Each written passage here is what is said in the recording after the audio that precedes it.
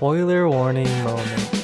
After the grueling, soul-suckling 30 hours of cock and ball torture that is Joy-Con motion controls, I completed The World Ends With You Final Remix. What I got was a fun cast of memorable characters, a story whose themes resonate with me personally, a soundtrack that lives in my head rent-free, and arthritis. Despite this game making my hands feel like a Squid Game reference, or like I was practicing uni combos, The World Ends With You is easily my favorite video game story, and I've consumed a lot of those. Fast forward 2 re-releases, an anime, and 14 years later from the original DS game, we finally have a sequel. So how does Neo The World Ends With You compare to the original? Well, I'm happy to say that it's more the same. Thankfully, without those goddamn motion controls. It's over! Nailed it! We're on a roll! Just keep it up, right? Such simple equation. Underestimate. Not half bad. Perfecto! Follow me, yo! Nice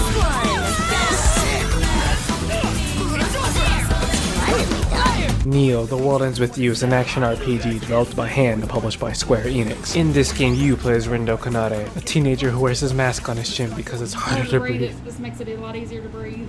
Cutting it? Yeah, I'll do that too. You follow his journey to win the Reaper's game, a game where teams compete for points over the course of a week by completing various tasks such as trolling, brainwashing, and literally helping people fight their thoughts. The winners of the game get any wish they want granted while the team in dead last fucking dies. Accompanied by the help of your stand, Get All Queen, a lovable idiot, Kenpachi the mathematician, a really real gamer girl, Mommy, sorry, Mommy, sorry, Mommy, sorry, and your friendly neighborhood Wigga. Yo, for real? It seems as though you are well equipped to stop the world from ending. I invite you to join me on a journey to give this game the credit it deserves and maybe, just maybe, increase its sales. Let's do this thing.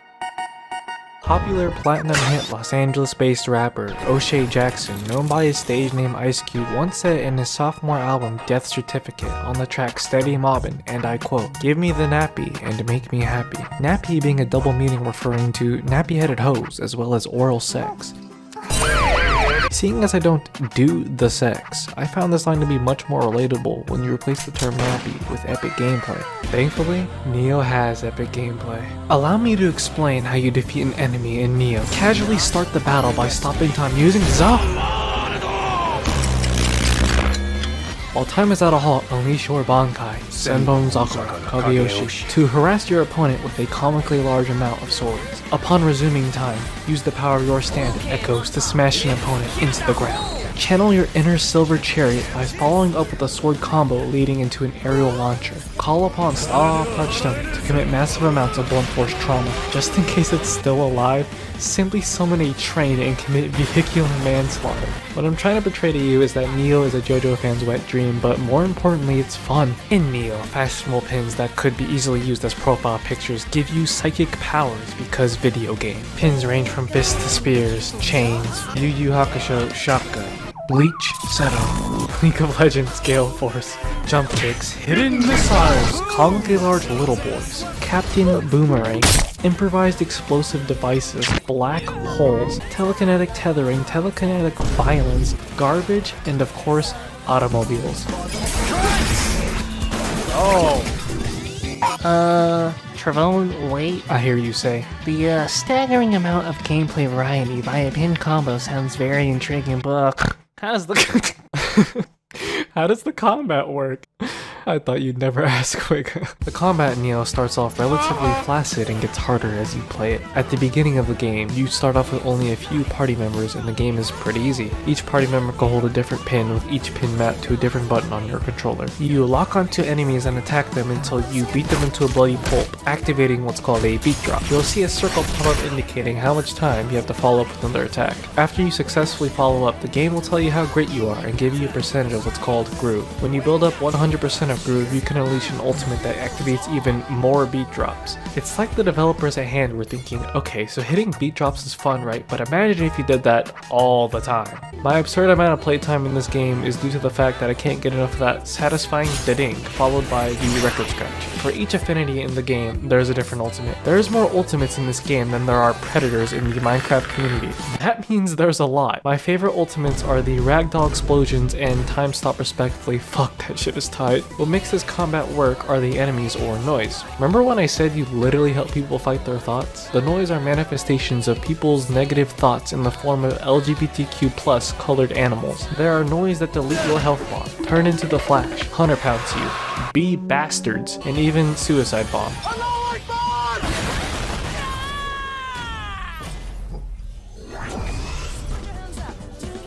When the game wants to switch up the combat, it mixes different noise together while also adding reskin noise with new attacks. As the game starts adding these tougher noise, you get more party members, which means more variety in the combos of the pins. The game even adds sweet spots to your beat drops, so you can gain even more groove, on top of increasing the max groove you can get to 200% for beefier ultimates, and eventually 300%, which is busted, but more on that later. Depending on what difficulty you're on, each noise drops a different pin. You can even boost the drop rates of these pins by lowering your level, which makes you very squishy. There's even a goddamn Pokedex in the game telling you all this juicy info, which made me grind a goofy amount of Neo's post-game. Killing the noise also gives you currency, which can be used to buy a variety of other goods in the marvelous city of... Neo takes place in the fictional city of Shibuya, wrongfully stolen from the hit game Persona 5, which, according to many reputable sources, also created jazz music. The existence of Cowboy Bebop 1998 challenges our understanding of time.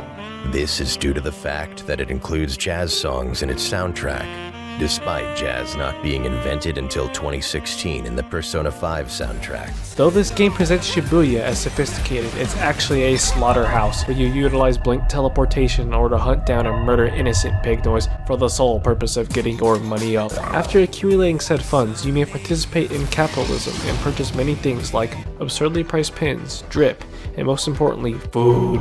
Shibuya has a variety of unique cuisine ranging from authentic curry to canned air, but what stuck out to me was how detailed these food descriptions are. They make me salivate more than your average My Hero fan when they see their favorite ship commit the forbidden act of eye contact. Food boosts your stats such as health, defense, and style, or as I call it, drip. Whenever you feed your party, it fills a food bar that can only be depleted by doing battle, which creates a nice little gameplay loop. If you buy food a character loves, you have a chance to gain a tasty bonus, making learning the taste of our cast genuinely fun. Like how Minamimoto is obsessed with sugary drinks and snacks but despises any real meal, or how the Wigga beat hold up, are those fucking freedom fries? When I order fast food, I refuse to call them French fries and insist on calling them freedom fries. Tatakai. These stats are important if you want to make specialized builds, as the characters need their drip stat to be at the same level of the clothing they wear in order to activate its passive ability. The clothing or threads that are actually fun usually require a high drip stat. If I'm being honest, I didn't really toy much with thread builds till post game, as I always thought pins were more immediately fun. If you put the power to slow down time next to some Crocs, the choice would be difficult, but I'm gonna choose the pin. Though after spending time getting violated by Neo's many bosses, it might have been better to invest in the latter. You gotta be kidding me! Time for your punishment! Whoa! These, yo! Let's go! Neo has some wild boss fights. At one moment you'll be playing Fury, and the next you'll be fighting an army of marketable cat plushies. Speaking of marketable, Square Enix should definitely make more Neo merchandise, specifically of the clothing variety. There are too many brands in this game that look tight as hell, and I already wasted money on a Mr. Mew cushion and a handbag I'll never actually use. Imagine official clothes for the characters, that would be tight. Anywho, back to bosses. My favorite boss in this game is Leo Cantus Armo, and if you played the game, you'd say I'm a masochist. As soon as his theme started blaring, my hole was considered clenched. Don't get careless.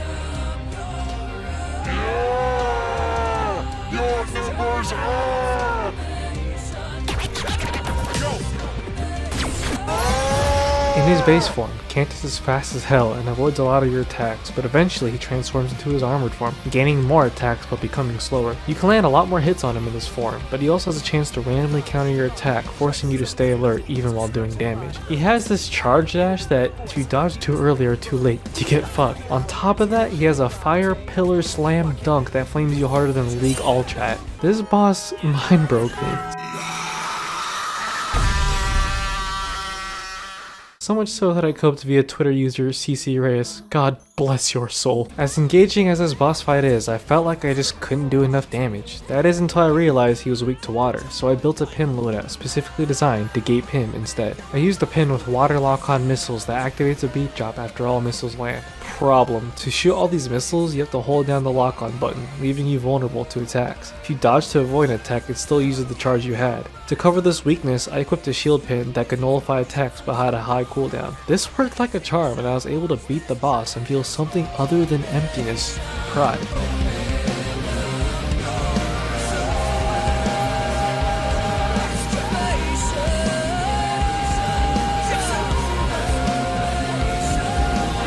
This boss fight shows Neo's gameplay at its best. Finding the right pin knight to beat a boss is really satisfying, and some of the bosses here are really fun to fight, with the others just being brain dead easy. The pins that grant beat drops on regular enemies sometimes won't work on bosses, forcing you to try different pins at your disposal. If you're a self-certified From Software gamer, and by associative property, maidenless, I recommend playing the game on Hard or Ultimate with a lower level for a better challenge. As fun as Neo is to play, I find the extensive lore of this franchise to be just as fun and engaging. In the blessed year of 2007 exists a Tetsuya Nomura game that's actually fairly easy to follow. In this game, the world is divided into two separate planes of existence, the real ground or RG and the underground or UG. The RG is the real world where living people reside, while the UG is a parallel world where unalive people suffer in a death game run by supernatural beings known as Reapers. If someone dies, their soul can be summoned to the UG, where they become a player and compete in the Reapers game for another chance at life or to be erased from existence. This is where the plot of the original takes place. If you consider yourself a death game enjoyer, I can't recommend it enough before I spoil it. If you asked me to name this series solely based on its plot, I would call it The World Ends with the Cold War.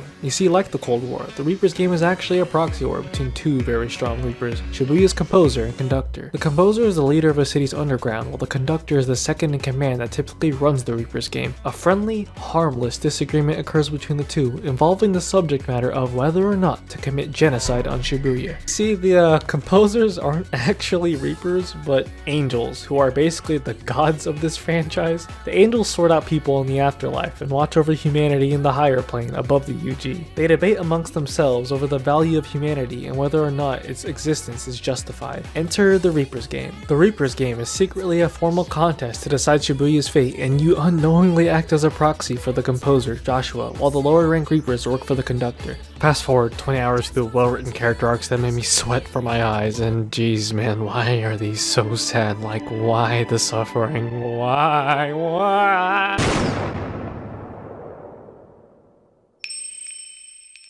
One friendship bullet later, the composer decides humanity isn't so bad after all and spares Shibuya. Neo's story takes place one convenient retcon and 3 years later from the original story. The composer of Shibuya, after his change of heart from the first game, wants to keep Shibuya intact while the new conductor craves death for all. And with that, I bid you adieu!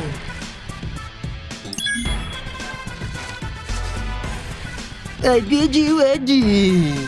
But it goes even deeper. You see, the conductor is actually being manipulated by the executor, an angel who specializes in infiltrating a city's underground and atomizing it, along with its real ground, resulting in both planes being erased from existence in a process known as inversion. After committing casual genocide upon Shinjuku, the executor is feeling himself and has subsequently moved on to target Shibuya, while he rigs the game harder than Sosuke Aizen or Reverse Flash by, for example, planning a weapon of mass destruction on our protagonist. Our composer does nothing because Joshua. While I find the lore of this franchise to be quite interesting, a big appeal of this game is its colorful cast of quirky and relatable characters. When you hear the word quirky, images of females who'd likely microwave their phone for a TikTok probably cross your mind. When I call the characters of these games quirky, I mean that they're quirky in the most charming and endearing ways possible. Half the gameplay is spent bludgeoning animals like a Canadian on an iceberg, while the other half is spent in dialogue-heavy sections, solving puzzles and completing tasks in order to win the Reapers game. Seeing as I'm a chimp who despises the word puzzle, I prefer the characters to at least be entertaining, and thankfully, they are. So Zeta Slow! Minamimoto is the funny math man that every fan can't get enough of. I don't follow the associative property like other players. If the Persona fandom is obsessed with the funny Cabbage Man, this community is definitely obsessed with Sho. Imagine if you took the cockiest, smug-ass anime character, gave him black Air Forces, and made him obsessed with math. That's Sho. And somehow he still comes off as cool while also being diabolical as shit. Time for a little quiz! At what rate can I erase a floundering fractal like you? 299,792,458 meters per second. 299. Oh, the speed of light. I think a lot of it has to do with the creativity behind his puns, as I had to physically Google them. That is, if the characters didn't already do it themselves. I see your strategy now. This'll be one for the record books. 2 Zeta late, you elephantine ellipsoid. You're no match for me. QED. After googling ellipsoid, I found out that's basically a deformed sphere. This clip is just Sho calling Suzukichi, who resembles a deer meatball, fat, and it's glorious. Another character I adore for reasons that are a little deeper is Daisuke Nojo Beat Bito, and if you ask me to describe Beat in one word, it'd be Wigga, and if you don't believe me, you will. Forget it. Just call me Beat, alright? Get in my way and get shredded, yo. Booyah! Flame on! Let's chill, yo! Free at last! Just when I thought I was out, they pull me right back in, yo. Beat's a character that wins you over through his block-headed nature and Wigga antics, but then the game reveals his troubled past with his dickhead parents who resented him for the crime of being dumb. Beat kept failing in school no matter how hard he tried, and his parents hated him for it. They relentlessly compared him to his smarter younger sister, Rhyme, who was also his only emotional support that he eventually also pushed away, as he hated being pitied by her. One day, Beat has an especially bad argument with his parents and runs away. Rhyme tries to follow him, but you're probably thinking, wow, that's really dark, but don't worry, it only gets worse. Every player who enters the Reaper's game gives up the one thing they value most in order to compete, an entry fee. You want to know what Beat's entry fee was? His sister's love and memories of him. Seriously, man, who's cutting onions? Beat's character arc involves him overcoming his guilt over Rhyme's death and insecurity over his intellect. Beat might be dumb, but he makes up for it in sheer heart and determination to protect the ones he loves, and he learns to embrace that. I especially love how they retain his development in this game. When everyone else is doubting themselves, Beat puffs his chest out and leads the way, acting like a reliable older brother for our new crew. Whether it's him lacking brain cells or being genuinely motivating, Beat is always a treat on screen. Plus his reveal in this game had me geeking. The name's Beat, yo! Beat's a prime example of why I find the OG cast to be so memorable, as he's the last character you'd expect to have this much depth, let alone develop with the plot. If you couldn't tell already, I really care about stories in video games. Gameplay is always king, but I find stories that have wasted potential or just plain ass to be a huge turn off. So watching these characters overcome their demons and develop into different people by the end was therapeutic and struck a chord with me. Whether it's overcoming a rat phobia, becoming a terrorist martyr, or even committing mass genocide, character development is so satisfying because we get to watch characters grow and change as a result of the plot. Neo is no exception and brings a new cast just as memorable as the original. While the Reaper's game is a story about survival, this franchise is about learning to trust others and expanding your horizons. I mean, it's literally in the title. You could honestly make a case for any of the new cast, but I'd be here all day, so let's focus on our protagonist, Rindo. Rindo is introduced as a player who just entered the Reaper's game with his best friend, Fret. Though Rindo is a fairly observant person, he'd rather play it safe and act as the silent critic. We see this during his thought process for initially doubting both Nagi and Beat, who end up as extremely valuable teammates throughout the story. For someone who's supposed to be the team's leader, he's indecisive, which stems from his lack of ability to think for himself in a positive manner. We see this when Rindo regurgitates fake deep bullshit from his favorite fraudulent ass internet influencer, another with a 0. You can't walk up or down the street without the ground touching your feet. So how do we take this flawed, stagnant character and make him change? Well, you give him the most important power of changing your story, and in Neo's case it's replay. Replay is basically Rindo's version of Baitsa Dasto, as whenever Rindo's about to die or his friends get pancaked,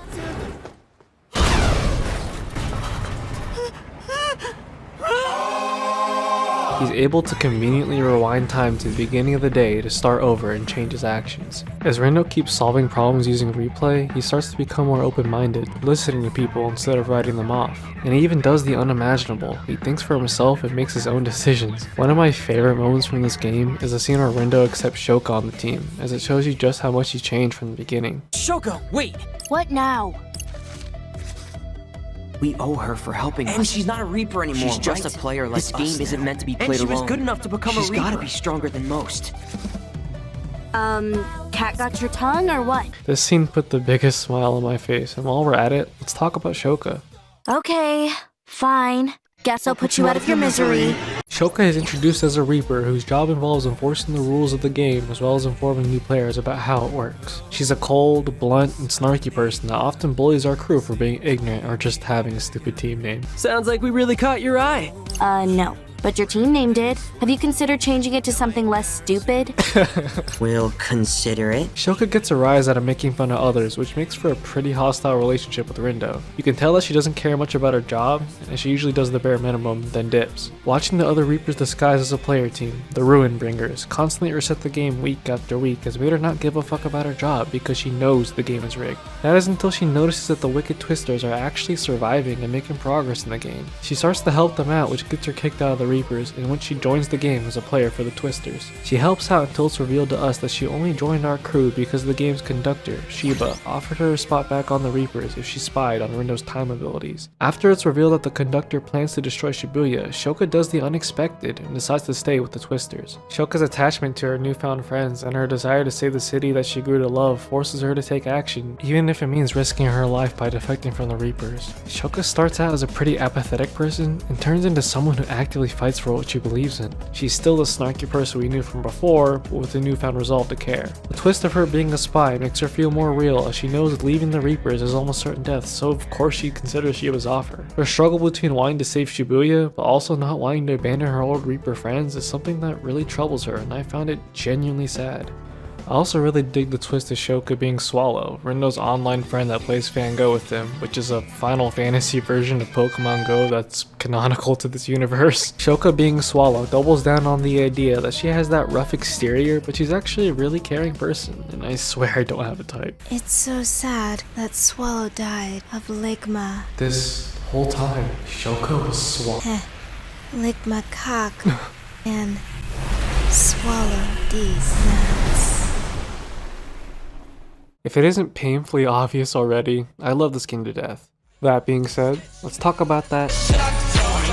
The lock on camera in this game is usually pretty good, until it isn't. How it works is that it automatically locks onto enemies and you scroll through them by flicking the right stick. I just wish the game would let me press the right stick to disengage the lock on. It would make targeting the enemies I want to attack easier, as I could aim the camera towards them and press the stick again, instead of having to scroll through a sea of enemies by flicking the right stick.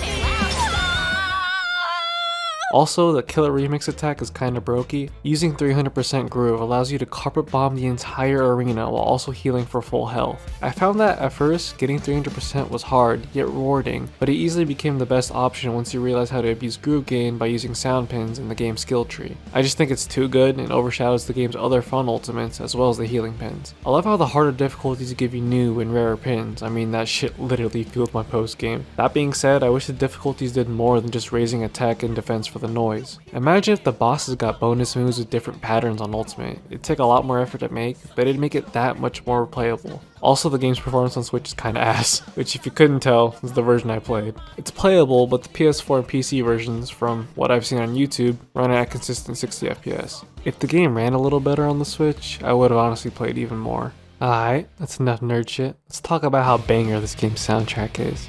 Neo's soundtrack is baller as fuck. This whole video is full of music from this franchise, with most of the tracks being from this game. If you asked me to describe what genre Neo takes inspiration from, I'd simply say yes. Pop, rock, metal, rap, electronic, etc, etc. Neo's soundtrack juggles all these genres and somehow makes that shit work. This soundtrack has invaded my Spotify and refuses to leave. It does everything right when making a sequel soundtrack. Half of it is packed with remixes from the original, accompanied by new songs that stand out and sound really dope.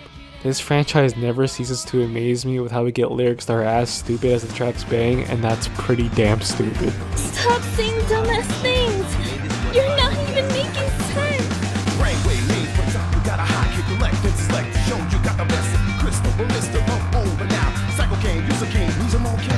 The tracks that do make sense tie into the characters and themes of the game, which is something I appreciate a lot.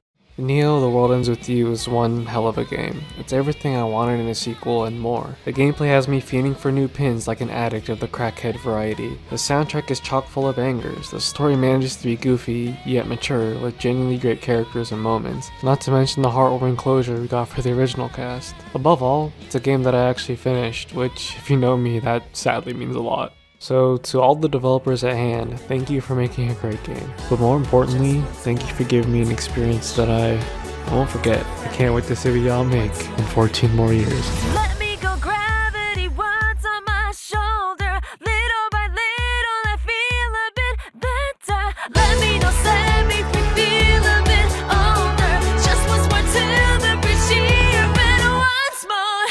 Wake up, leave your hesitation. Wake up, time for us to realize.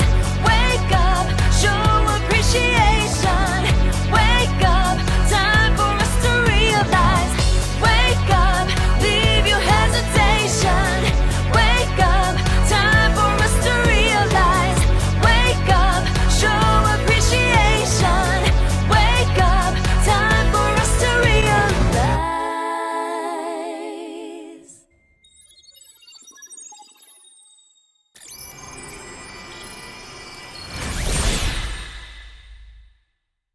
If you made it this far in the video, thanks for watching. I'd appreciate it if you did the YouTube things, but if you don't wanna, no pressure. I make pretty much whatever I want on this channel, from funny haha gameplay videos to shitty memes and now reviews. Alright, that's it. Peace.